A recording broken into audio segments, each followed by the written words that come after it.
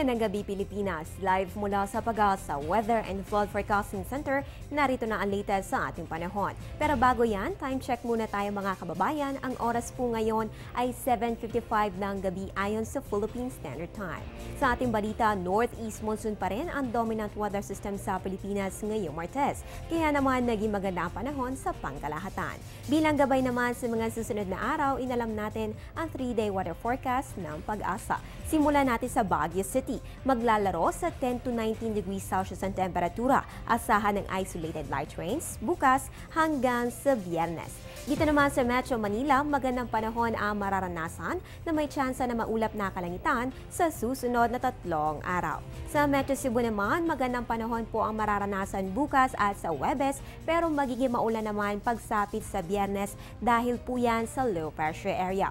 Punta naman tayo sa Metro Davao. Asahan po ang isolated light rains for the next 2 days, pero pagdating ng Friday ay maaring makaranas ng mga pag-ulan dulot ng papalapit na sama ng panahon. As sa Zamboanga City, asahan po ang bahagya hanggang sa maulap na kalangitan na may pulupulong pagkidlat pagkulog bukas January 29 hanggang sa Friday, January 31. At yan ang 3-day weather forecast ng Pag-asa. Magbabalik kami makalipas ng isang paalala. Teng, ang package. Ma'am, sabi ng Air 21 on the road na. Ano, Teng? Ang package. Ma'am, sabi ng Air 21 na receive na. Okay, very good.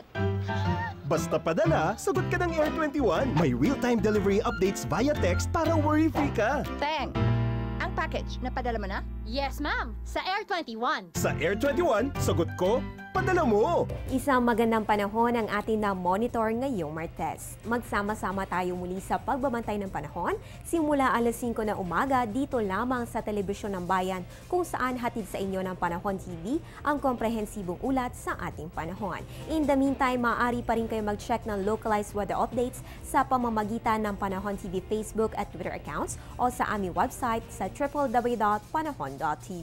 Ang update na ito ay hatid sa inyo ng Panahon TV Express kung saan walang pinipiling panahon ang pagbibigay impormasyon. Ako po ang inyong weather girl April Enerio. Magandang gabi at ingat Pilipinas!